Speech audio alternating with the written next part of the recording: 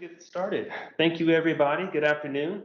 My name is Ray Miller. I am Assistant Director here in the Housing and Community Development Department. We are here today to be presenting some information about the third round of the multifamily program, third round NOFA we had just released last week. This is specifically for financing multifamily rental developments within the city of Houston. And you're going to hear from a number of presenters of today, including myself, regarding the application process and some of the changes that we've made over the last year, as this is the third round we've been presenting. Just a few housekeeping tips. I'll go ahead and say it again. Keep your mics off and the cameras off during the presentation. We are being recorded and streamed through HTV and Facebook Live. So there's many ways to be able to see this presentation. It is also being recorded. This presentation will be uploaded to our website with next week, along with the PowerPoint presentation and the materials you'll be seeing today. So this information will be available for everybody who wants to see it later down the road. And so that's just some general housekeeping tips for right now. And what I'll just say as a introduction, thank you again for everybody for joining us today. You're going to see a little bit of an abbreviated presentation coming from the housing department, mostly because this is the third round. We have received a robust response in the first two rounds, and we know that there's been a lot of interest in what we're doing in this program. So what we're going to be mostly presenting today are changes and updates we've been making over the past year through this program, but we'll also be able to give you materials to reference to go back and see where you can find some of the more, standardized materials regarding this program. So let me give you a short preview of what we're going to be talking about today. Specifically, like I said, we're going to be talking about the DR-17 updates that we've made to this program. We're going to talk about some of the procurement requirements, the application standards that's going to be that are going to apply to the second round NOFA, and then most importantly, some of the deadlines to meet. And we do have some new program requirements we're going to be discussing. We'll talk very briefly about some of the updates in the selection criteria. And then we're going to have a presentation by Crystal Boyce, who's going to be talking about some changes and revisions in our MWSBE pay and play and Section 3 programming as well that's happened over the past year.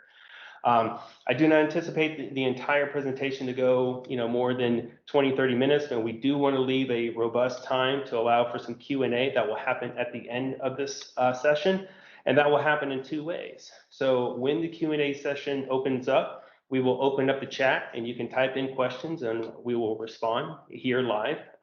Or if you want to be able to present live, at the end of the presentation, you can have the raise hand function and ask your questions live, and we'll be able to answer that way. So that's how we intend to roll today. And without further ado, let's get started. Let me start with just a general update on where we are today with the DR-17 program. At the beginning of the year, we revised our contract total. It's going to be a total. We have a $450 million program that we are operating.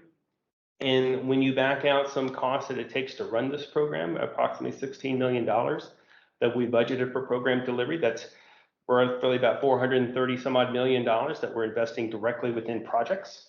And of that amount, we have $421 million that's assigned for 37 projects today.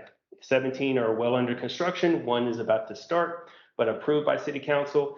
And then we still have a number of deals that we're currently underwriting and yet to be submitted to City Council.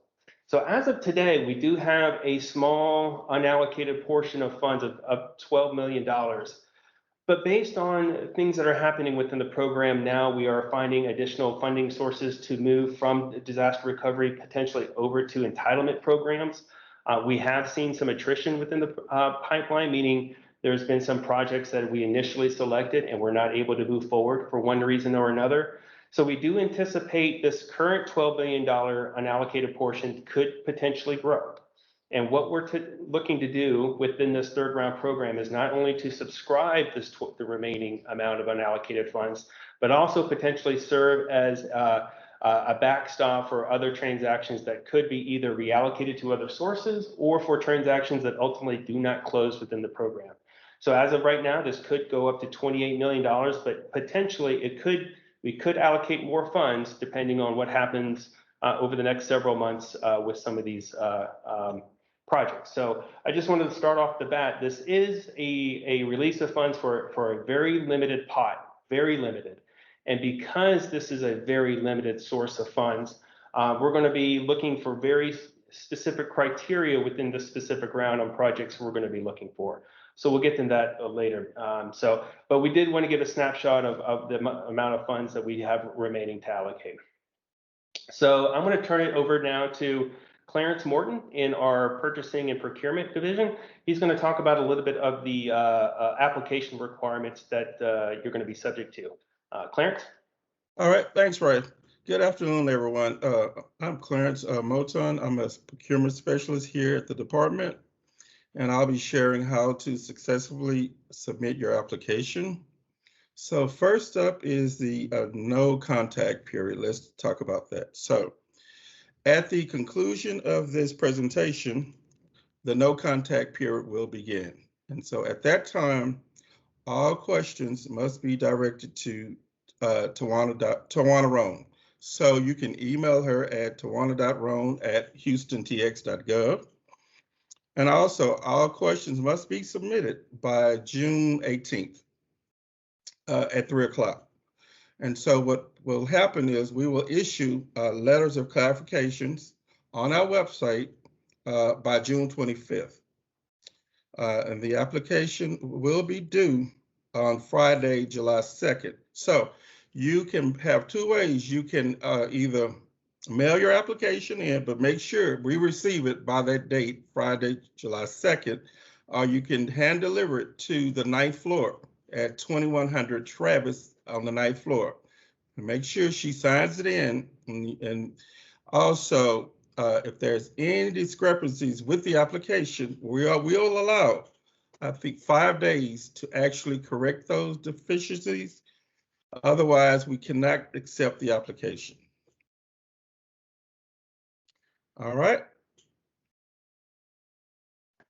All right, thank you, Clarence. Absolutely. All right. Any questions? Are we doing questions now, Ray? Or are we just going to wait till the end? We're going to wait till the end. We'll Okay. host questions at the very end. All right. But thank you. And Clarence hit the nail on the head. That as of today, the no contact period regarding anybody within the within the housing department regarding any proposal can only go through Tawana Roan. If you have questions about it, and if you reach out to myself or any other staff here, we're going to direct you right back to Tawana. So we treat this process very guarded, and we want to make sure that we follow all the rules. And so to follow up on Clarence timelines, so as he stated, the applications are due 4 weeks or 3 weeks from today on July the 2nd, 2021, 3 o'clock sharp. During that period, and these dates that you see here, after July 2nd, the dates that you see here are anticipated based on the amount of applications we've received, which right now is TBD. But the threshold review, we anticipate to take up to 2 weeks. So if there is a deficiency within your application that you must cure, we'll give you the 5-day period to cure any deficiency. And you will, as of now, we project you will be notified of any deficiency by July 16th. And after that point, there's an opportunity for us to review these transactions, go through an evaluation and scoring process, which can take up to 4 weeks. And so we currently anticipate an award announcements by at least August 20th of this year. Again, it could take a little longer depending on how many applications we have to go through, but that's what we're projecting at this point. Once we do release the notification for which transactions are going to be awarded, there is roughly about a 120-day underwriting period in which the housing department needs to review your transaction, go through their environmental clearance, get the GLO eligibility approval before it is submitted for city council approval. And before it's submitted for city council approval, it is also presented to the city council housing committee, which is held every third Tuesday of each month. So, and then typically 4 weeks after the housing committee review, that's when the transaction is submitted for city council for approval. So what you're looking here is roughly a 6-month turnaround time by the time you apply and potentially getting secure awards. And that's going to be very important because of what some of the criteria that we've outlined within this NOFA I'll get to a little bit later. So what we're going to be, again, discussing today is primarily the changes within this program since the last round NOFA until today.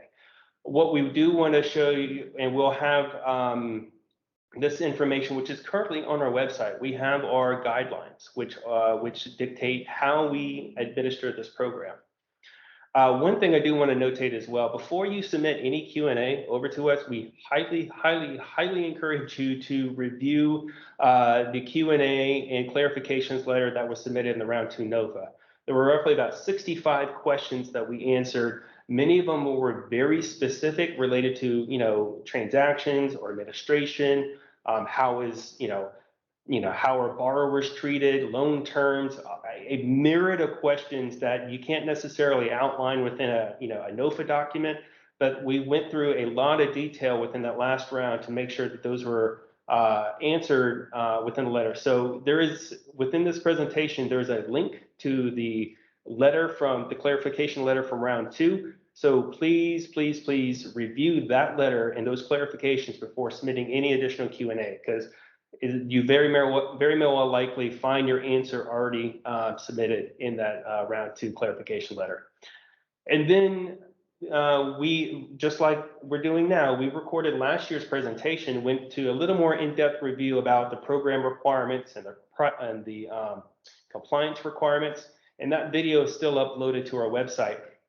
So when you are able to see this presentation uploaded, you'll be able to see the links and the URLs that will take you straight to the material that gives you a bit more in-depth review than what we'll go through today. So as a highlight, the DR17 program priorities, the eligible activities of what we will fund, what we won't fund, the loan terms, the rent restrictions, our equitable distribution policy that we adhere to.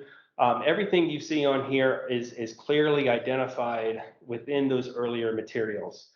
So again, items that we won't necessarily reiterate here today. It is included within the NOFA. And if you have any questions, again, we encourage you to review the clarifications letter. But if you still have questions about any particular application, feel free to send Tawana the email 2 weeks from today. And so we'll be able to reply to any questions that we get within the week's time. But I just want to give a summary of the types of materials you'll be able to find, information you'll be find in the other materials that we presented. So let's talk about some of the changes for this round. What's different? Because of the very limited amount of funds that we have, and because of a very limited timeline that we have to meet the GLO's benchmarks. So as an overview, we have to be closed out with this grant by August 31st of 2024. So that's a little more than 3 years to be fully closed out with your project 100% complete, with the affordable units being leased and all the other program requirements being met at that time, which is one of the reasons why we are looking to get transactions that require the subsidy and require the financing, but that are shovel ready and ready to go, and all they need is a little bit of help to get there. So the things we did to try to narrow the scope of the applications we're looking to get, primarily one application per developer. And that includes any joint venture opportunities you may be doing with a nonprofit or other agency. So if you're the lead developer on a deal, you're only eligible to submit one. There's a max, and like as stated before, we have a very limited amount of funds to allocate. So the maximum amount of award for any one deal will be $15 million. So potentially, depending on how much funds we have available to allocate, it could be 1, 2, maybe 3 transactions that we fund within this entire round. So again, a very limited scope of what we're looking to procure. As I talked about earlier, we're in a very tight timeline to meet the closeout deadline for this grant. So that means any transaction that we receive within this round needs to demonstrate a readiness to close, that you must be able to show us that you'll be able to receive a commitment from City Council by December of this year. That means a full underwriting package. That means all of your other sources to be financed, to be included within the financing as well. Because you need to be under construction by 2022. We are going to require, we increase the application fee to $1,500, mostly because of the increased administration we have to do within a very compressed period. And just note that it is going to be non-refundable. In the past, we did allow the application fee to be refunded if you did not meet threshold. This year, we are not allowing that anymore. If any application that's submitted will be subject to a $1,500 fee, and that will be processed as soon as we receive the application. And then finally, as a drive to, become a bit more efficient and save the environment a little bit, we are only going to receive electronic submissions. Typically, with the size of these submissions, you cannot email them. You must be provided within the thumb drive, and we have very specific instructions within the application itself that how you PDF and how you categorize and itemize the bookmarks within the application itself, so they can be navigated and referenced really relatively easy by our staff. But no physical copies will be accepted. We are only receiving submissions by thumb drive. So one of the major changes we made, and we actually made this change last year within the round 2 NOFA, but we wanted to make sure it's highly publicized for this round. We identified certain workforce standard requirements for the projects that we finance. And those of you that are familiar with the first 2 rounds, that there is a minimum number of requirements of work hours that need to be provided by apprentice labor and Section 3 residents. What we wanted to highlight is both of those standards were increased last year from 10% to 20%, and that 20% standard will also be included within this 3rd round NOFA. So please be very aware and make sure that you are meeting with your contractor and on how to reference or access Department of Labor certified programs in order to meet the 20% of apprenticeship requirement. And also you must be working very closely with your GCs and subcontractors also, that they are able to target Section 3 residents as well. So again, 20% of all work hours must be performed by apprenticeship and Section 3 labor. Yes, they can be overlapped, and that's one of the purposes of what we're trying to do, give low to moderate income individuals access to higher paying jobs. So they can be overlapped, and that's the way it's intended, but just want to emphasize it is a 20% requirement on all projects financed within this program. We also wanted to highlight there have been some changes within the registration requirements that's needed for anybody who receive federal funds. Those of you may be familiar with the sam.gov website, which has recently been revised and has actually been integrated with other government websites as well. And if you haven't familiarized yourself or navigated this new system, we highly encourage you to do that. But whatever borrowing entity that you are intending to receive these government funds must have gone through the registration system before you submit your application. One of the things we want to highlight, especially going forward within this program and every program that we do, that you do this process as early as possible. It can take anywhere from 6 to 8 weeks to go through the entire process to get the registration, the DUNS number, and everything else to certify your borrower.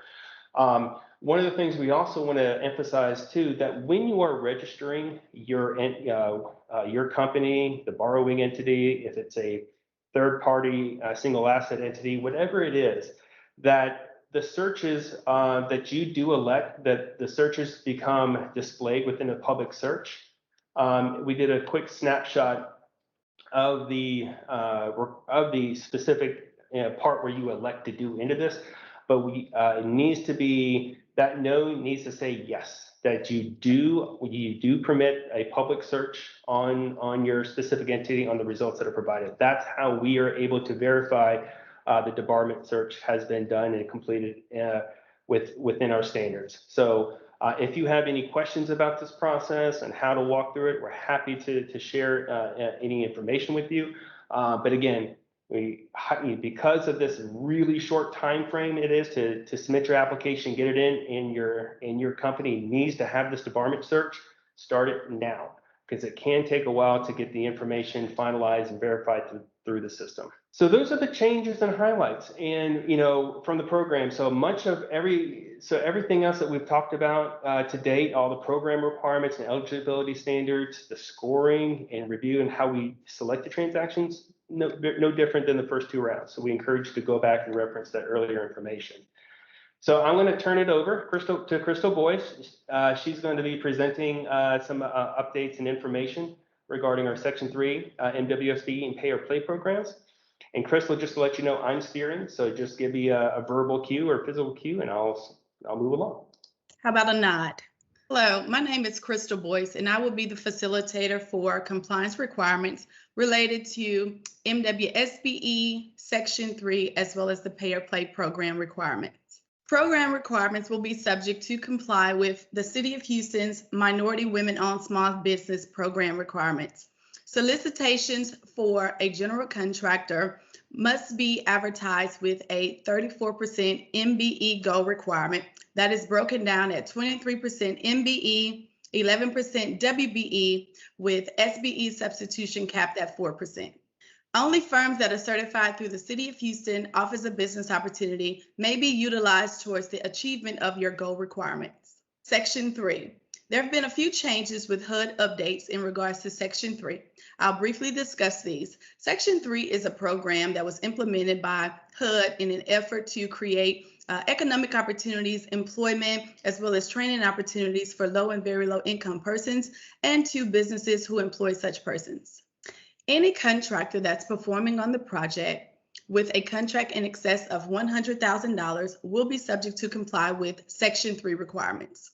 There are 3 numerical goal requirements on Section 3 requirements that is different from the MWBE program requirements that contractors will be expected to adhere to. 10% of the total construction budget for your project will be subject to comply with Section 3 requirements. This means that at least 10% of your total construction budget should be directed to Section 3 business concerns.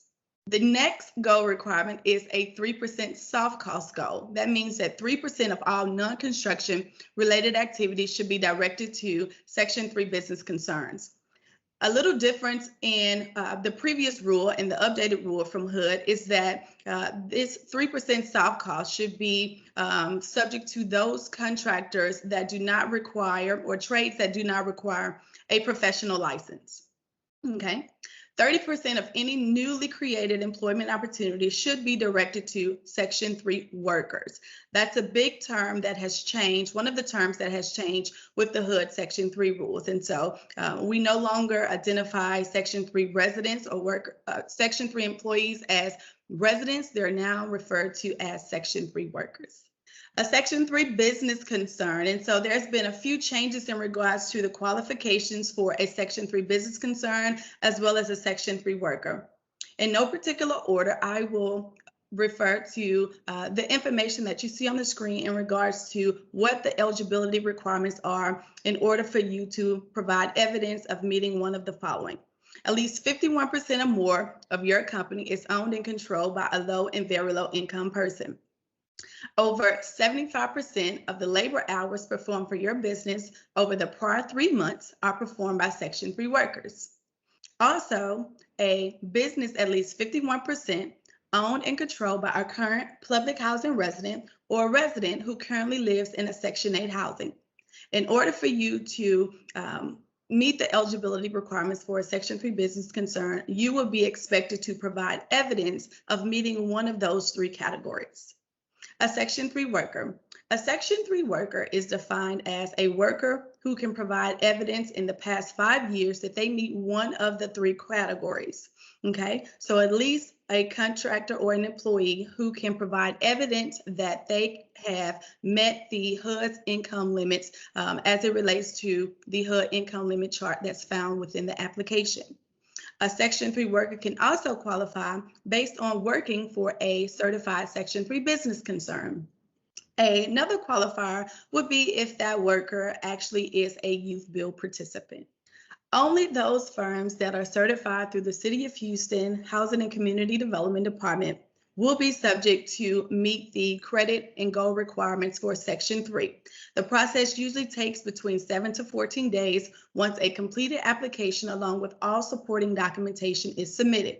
Please make sure to follow the links that you see on your screen in order to meet those requirements and to go about starting your application for a business concern, which is all done electronically online through B2G. Here's a change. And so in addition to the requirements in the HUD updates, there's also a new reporting requirement for recipients of funding as it relates to Section 3.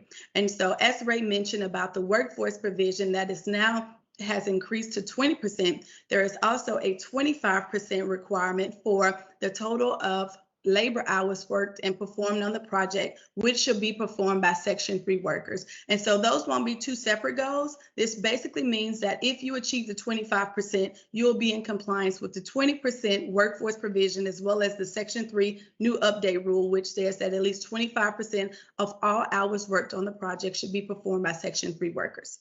Employees should be certified at the time of hire. Pay or Play. Pay or Play is a program that was implemented by the City of Houston Minority Women-Owned Small Business Program in an effort to level the fairness in the playing field for contractors who offer healthcare incentives to their employees versus those that do not. Covered contracts in excess of $200,000 are for those contractors who will be subject to comply with pay or play requirements. This means that if you have a contract in excess of $200,000 for construction activities or any type of service contracts, you will be subject to comply with pay or play requirements. If you have a covered contract, which means that your contract is in excess of $200,000, you will be subject to comply with pay or play requirements as it relates to providing pay or play benefits to covered employees. A covered employee is defined as someone who is at least 18 years of age or older, works at least 30 hours per week, and works any amount of time on a covered City of Houston project. If you select the pay option means that you will pay $1 per regular covered employee that works on the project, okay? Please make sure that your staff, when you're relaying this information or to your employees, please make sure that they understand that there will not be a $1 increase in their salary compensation. These dollars go to a contractor responsibility fund that is used to offset the cost of healthcare for individuals around the City of Houston and Harris County who do not have healthcare insurance. The play option has changed just a bit. If you select the play option means that you're going to actually provide healthcare incentives to those employees covered on your project, okay? This means that the employer contribution, this is the change, the employer contribution will be no less than 75% for the total premium cost per covered employee per month, okay? And the employee, if they contribute any, will be no more than 25% of the monthly premium costs. Pay or play workforce provisions require that all Section 3 workers must receive pay or play benefits. For more information about the City of Houston's pay or play program, please make sure to visit the link that you see on your screen. All right, thank you, Crystal. You're welcome. Thank you. All right, so that is all we now for the always the most fun part of the presentation, the general Q&A. So there's two ways to do this.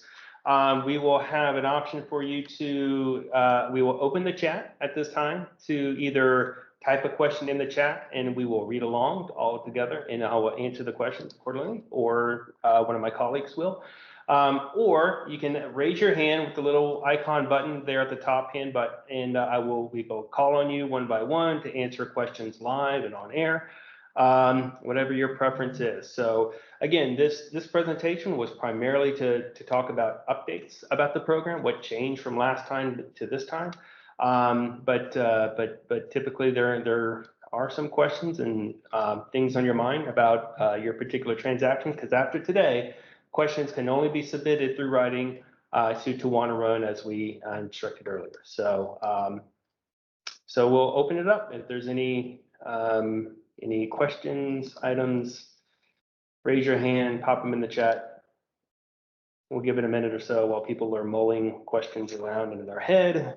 If not, it will be a record time NOFA presentation. Let's hold on one second. I think we have a inquiry coming in. There is a hand raised through a phone number. This will be a first. Somebody with the last four digits, 3909. If you want to unmute your line and ask your question, please feel free. Hi, my question is, where can I, because I had to call in, I can't see the presentation, where can I find the link or the information to what you presented today? Absolutely. So after today, give us maybe a couple of days early next week, but this presentation will be loaded onto our website at recovery.houston.gov. If you follow the icons to our NOFA, N-O-F-A link, the materials will be included within the link for NOFA round 3. So if we can, I might ask one of our participants to put that link in the chat. If you're on your phone, you may not have access to that, but you can also access that on our disaster recovery webpage. Thank you. Thank you. The disaster recovery webpage is recovery.houston.gov, correct?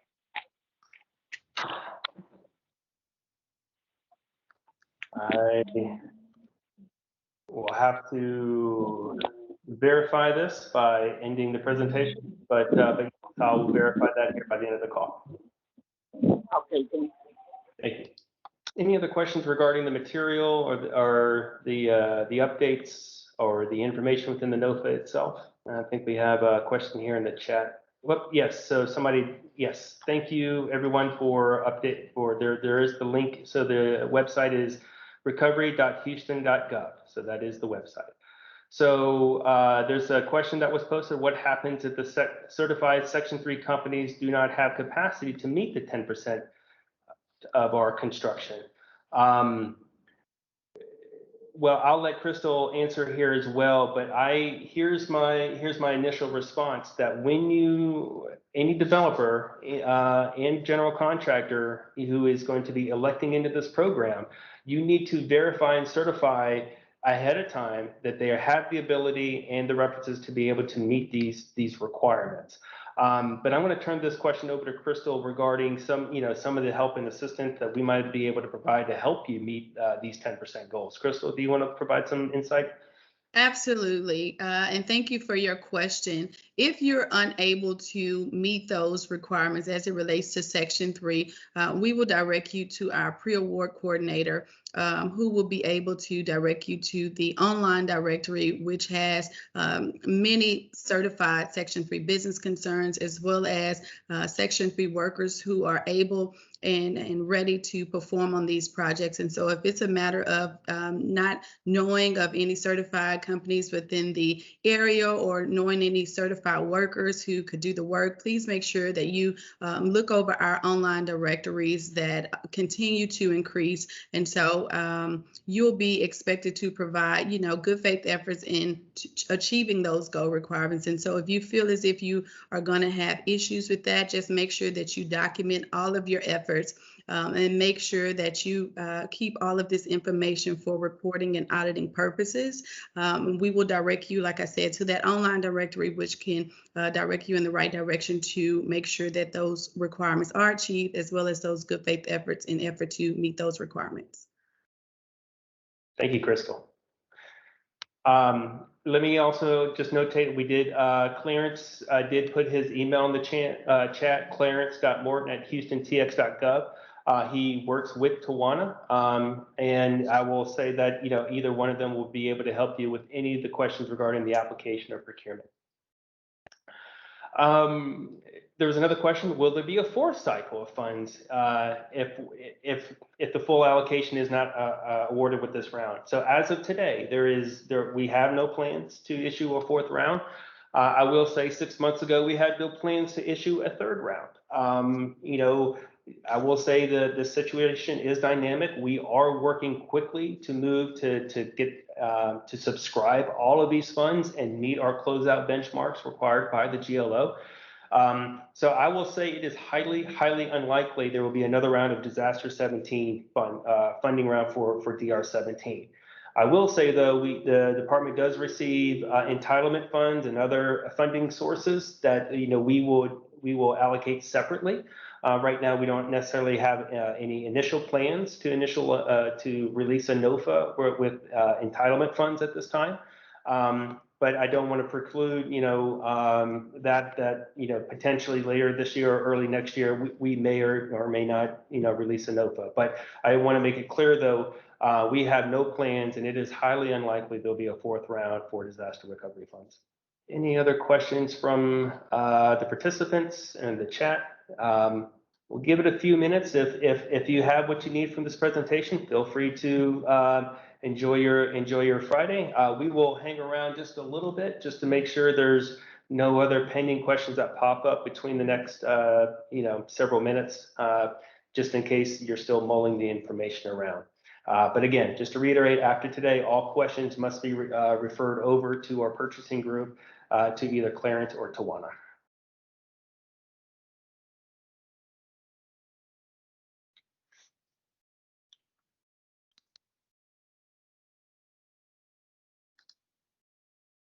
Of course, my anxiety will not handle awkward silences either. So I will give it about another minute or so. If there are no other questions, again, feel free to sign off and submit your question in writing. Otherwise, at this time, we will conclude the presentation at this. Well, hold on one second. I think something did come through through the chat. Considering applicants have just over a month to submit an extensive application, if the department does not receive qualified proposals, will there be any type of extension of the application window? Good question. If we do feel like we need to allow for more time, we will do so. As of now, it is not contemplated, but we have done that in the past, for a variety of reasons in extended application windows, whether it was through, result of helping people account for more time for a disaster event or a complicated question or some clarification that we provided late in the game and allow some people to compensate. So as of now, we still have the deadline date of July the 2nd. If we do require to extend the deadline either for new information or a lack of applications that we'll receive, we will communicate that accordingly. We'll make sure that's well communicated out through our normal communication channels. All right.